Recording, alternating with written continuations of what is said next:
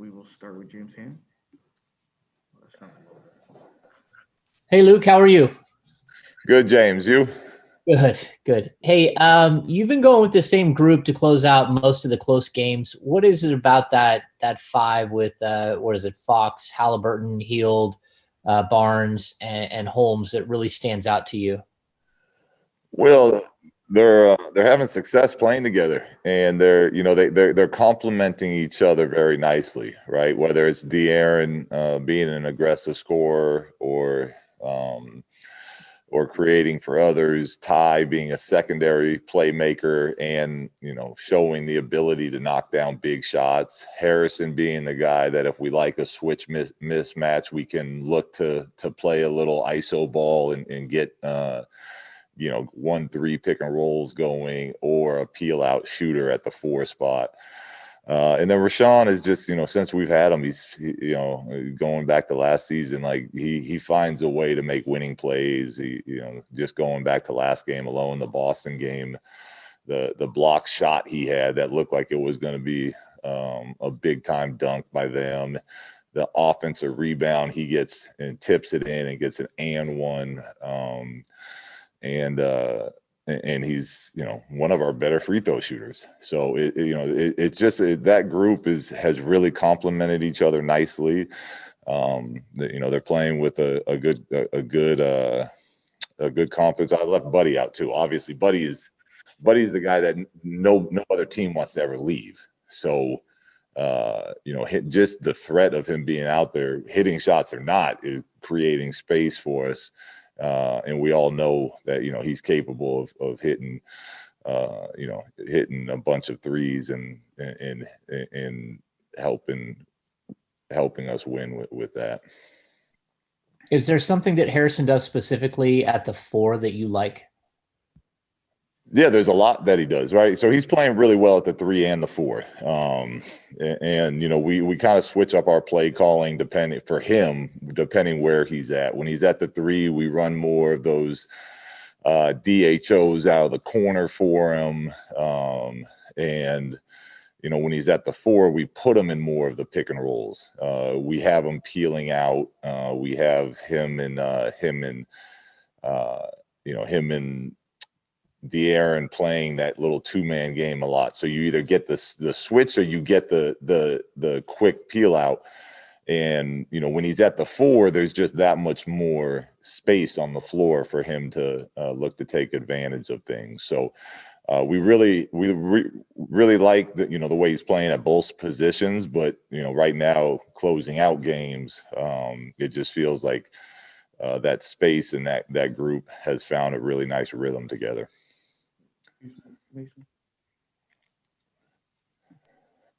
Hey, Coach, how's it going, man? The schedule's a little weird. You have that 2 p.m. start tomorrow, the noon start on Sunday in a different city. Obviously, it's a schedule. You guys got to play the games, but what are some of the challenges with all the testing that you guys have to do in the morning for that quick turnaround? Like, what are some of the challenges you guys face? Yeah, it just, again, it goes back to, look, like you said, that's what the schedule is. We accept it. Don't let it, don't let it fog our minds. We got 2 really good teams. We got to be focused and locked on where our game plan is. Don't get caught up in the fact. I think the players have to come back tonight and test after 11 p.m. is, I think, what the rule is, to be ready for tomorrow's game. And then it's going to be funky again. The only advantage of being at the hotel on the road for the next one is it's easy to just get down to the lobby of the hotel. But there's some, it's not ideal, but it is what it is. And we have to find a way to make it work. And then in terms of some of the numbers, I think the last 6 games, obviously you guys are playing some pretty good basketball. You're top 10 in offensive rating and defensive rating, specifically the defense.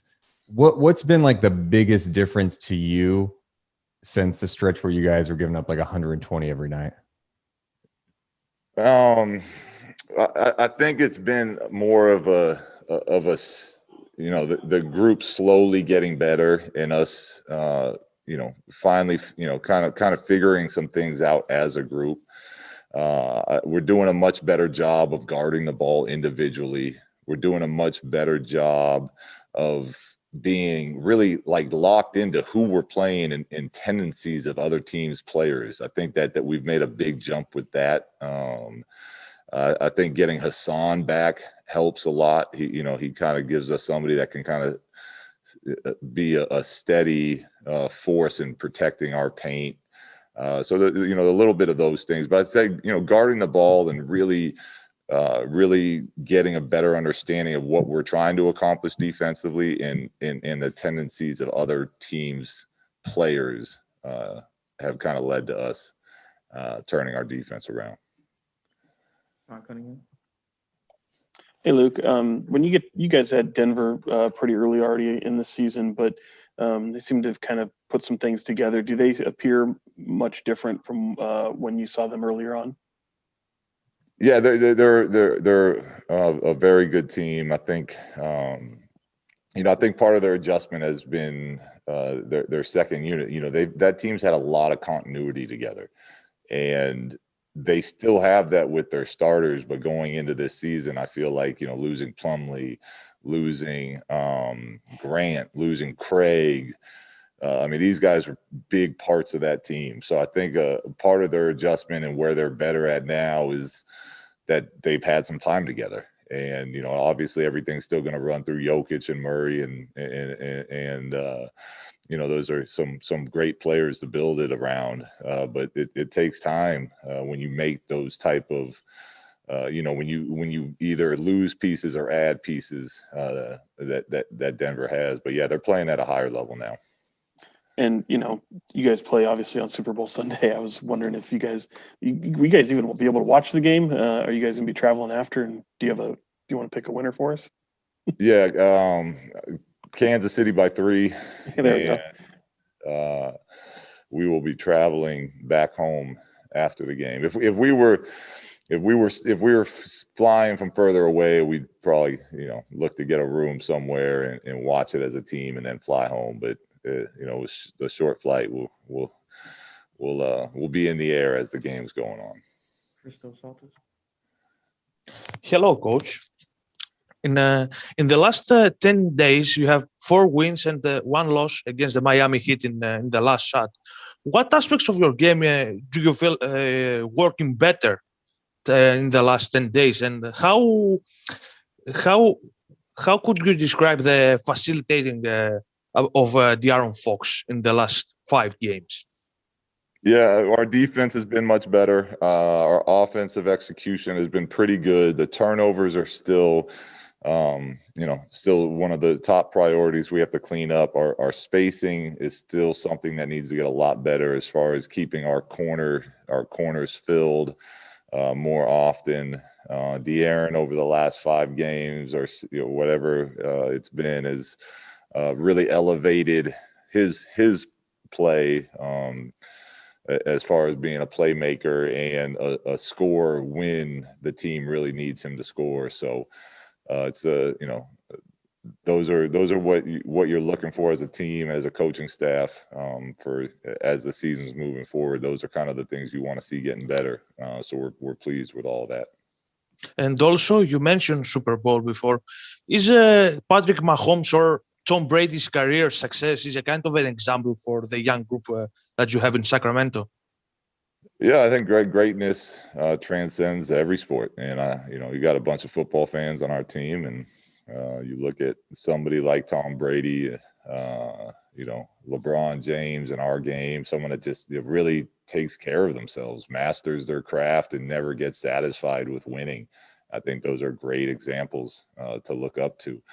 And then you look at the young upcomer, Mahomes, and what he's already accomplished and what's possible even for individuals as young players. So,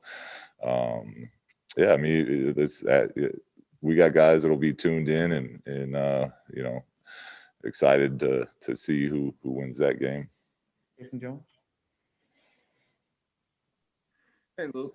How you doing? Jason. Just throughout your career, whether player or coach, you've been in situations where the group that starts isn't necessarily finished, whether it was when you were playing where maybe Andrew sat for Lamar, Golden State, where maybe Bogut sat later in games. what's the process of keeping that other starter, maybe in your case, Marvin, engaged? Understand that that's not necessarily a knock on him, but you still need him or that other starter engaged in those cases. Yeah, that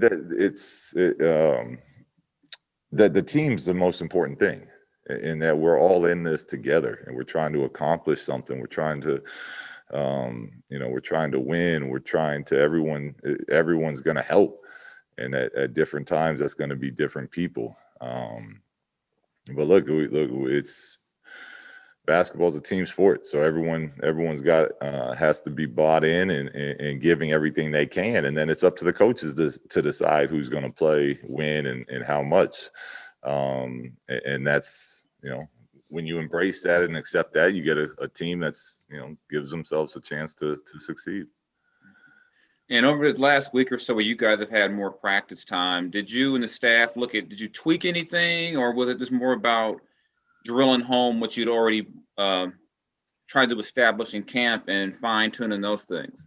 Yeah, there's always little tweaks happening, Jason, but the majority of what it's been is trying to fine-tune and, again, like I said, offensively continue to clean up our spacing, continue to really knock home on on the turnover issue, clean up some of the execution on the plays we're running, the angles we want things set at, the pace we want certain things ran with, offensively, and then defensively, just getting more reps at the type of coverage that we want to use as our base defense. Hi, Luke. How you doing today? Good, Jason. Good.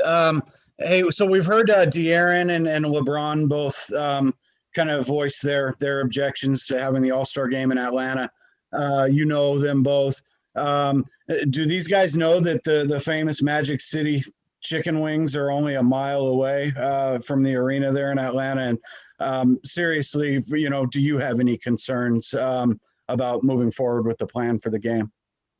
Yeah, no, I mean, I have concern all the time. It's, even whether it's All-Star game or us traveling to, this next East Coast road trip when we're in New York for 4 days, and it's, there's a pandemic going around, and we're trying, we're doing everything we can to stay safe, but we've seen how many teams it's already hit. So, I'm always concerned. I know that the NBA does a great job in trying to keep everything as safe as possible, but the concern is always there.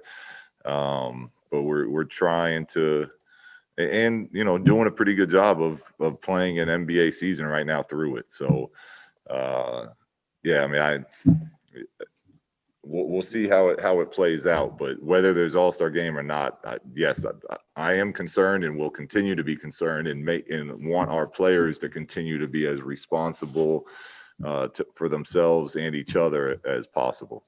Okay. And, there was some reporting today about concerns around the league about the vaccine amongst players in particular, and some coaches as well, I think. I know you've talked about that. You've said you plan to get it, even though you're not big on vaccines.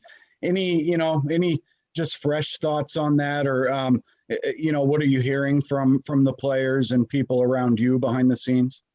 Yeah, no, we have a meeting set up with the NBA for within the next week or two that they're going to fill us in on all that stuff. So obviously everyone hears rumors, but I try not to listen to too many rumors. So I don't have anything to give you right now, Jason, but we do have a meeting on the books with the NBA to find out more about it. Besides that, not for me personally, nothing has changed. If it was offered, I would go get it.